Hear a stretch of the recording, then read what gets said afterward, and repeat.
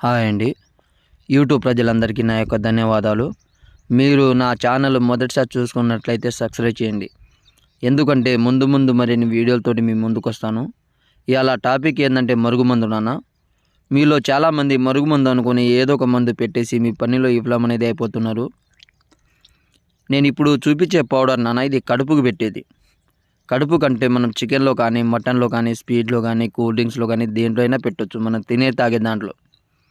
మీలో చాలామంది ఫోన్ చేసి అడుగుతున్నారు, గురువుగారు నేను వాళ్ళ దగ్గర తీసుకున్నా, వీళ్ళ దగ్గర తీసుకున్నా, నాకు మందు పని చేయలేదు, నా మాట వినట్లేదు, నేను ఇబ్బంది పడుతున్నాను గురువుగారు అనేసి చాలామంది అంటున్నారు నాన్న.